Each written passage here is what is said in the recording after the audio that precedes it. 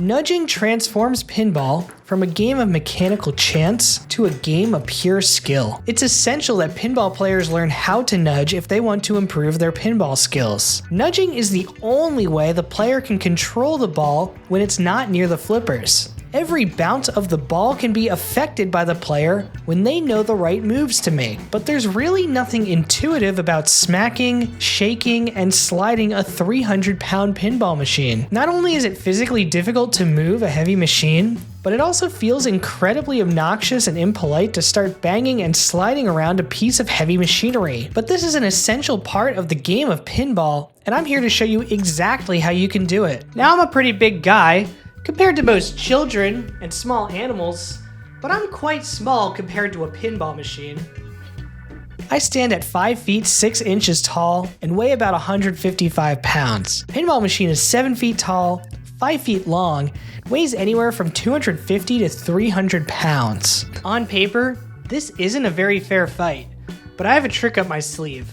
Leverage. Let's say I want to move a pinball machine to the right. I could stand here and pull on the side of the game with just my hand and wrist, or I could shoot my hips over to the right and dip my weight down into the floor while using my left hand to hold me up. By doing this, I'm exerting a force that's really far away from the game's center of mass, and using my body and the length of the game to create a lever that makes moving the game around much easier. And to get the leverage we need to move a game, let's start by looking at our stance. When standing normally next to a pinball machine, our bodies will be straight and upright, and our feet will be pretty close together. If we just place our hands on the flippers from here, it may seem like an easy transition, but we will not have any significant range of motion. With my elbows at my side, I'm completely locked in place, and I cannot easily move left or right without letting go of the pinball machine. So what we need to do is get our weight back and away from the pinball machine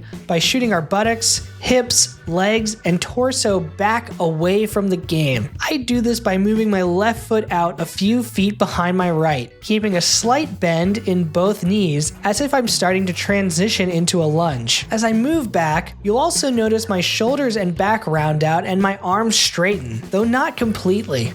I still have a bend in my elbow. This is a much more athletic pose. I'm no longer restricted in my side-to-side movement because my arms are out in front of me, and I can push off my back foot if I need extra power to push the game forward. While most players put one foot behind the other, there are some players who stand with both feet the same distance from the pinball machine. What's important, regardless of your initial stance, is to make sure you're not leaning on the pinball machine with any of your weight. You'll be removing your hands from the pinball machine often to make moves, and having to push your weight back onto your feet will slow you down. Starting from our more active stance, we want to make sure we are moving around quite a bit when we play pinball, whether we're tracking the ball, anticipating a kick out, checking the shooter lane, or making a save. We're going to be physically moving our head and body all over the place while we play a game. In my stance, moving starts with my feet. If I need to move to the left, I'll move my pivot foot out to the left and shift my hips over.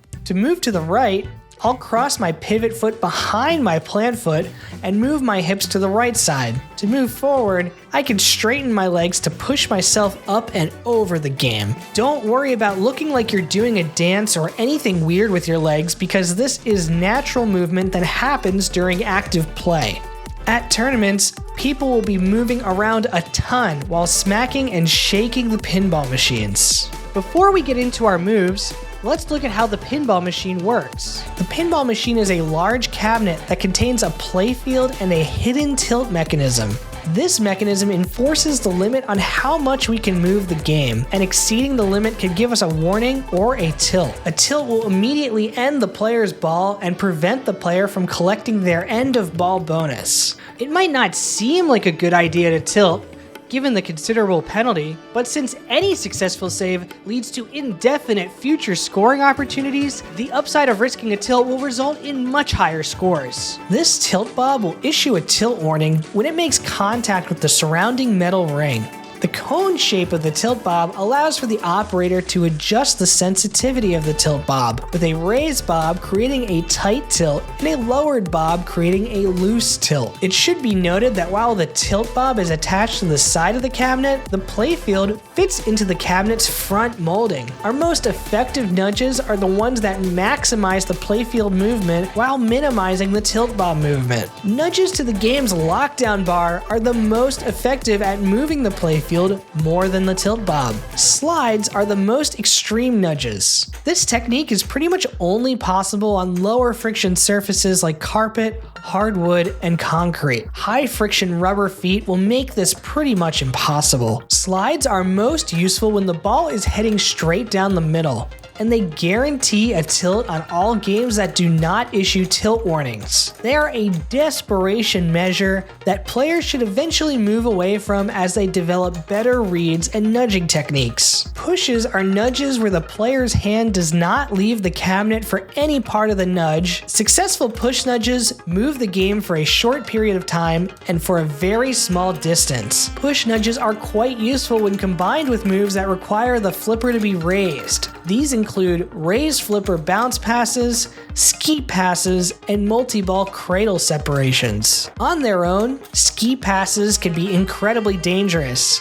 as they send the ball to a low part of the flipper. But with a well-timed push, exactly when the ball meets the flipper, the player can get a trap on the opposite flipper. Wiggles or shakes are nudges that are used to get balls out of the outlanes by bouncing the ball back and forth between the posts and rails quickly. Wiggles are a seriously impressive move when they're pulled off, rescuing balls from certain death in the outlanes. Executing a wiggle save requires the player to make a series of pushes that line up with the natural oscillation of a pinball machine on its legs. You can practice this by standing over a pinball machine and starting to shake it. If you push too slowly, the machine will require the same amount of effort each time you push it. If you go too fast, the machine won't really move. But once we get the game to start wiggling, it's easy to keep it going. Our main category of nudges are impact nudges. In all impact nudges, the player's hands come off the pinball machine for a wind-up.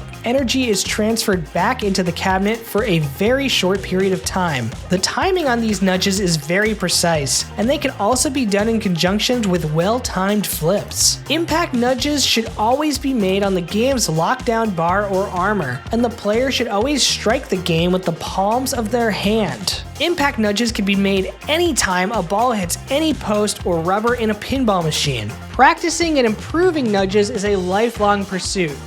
Pinball is a game of millimeters, and any tiny change in geometry can be the difference between a jackpot and game over. Nudging takes a lot of practice. Remember to keep trying, keep tilting, and find out exactly what you can get away with. This has been another episode of Pinball Tips. Be sure to subscribe if you'd like to see more.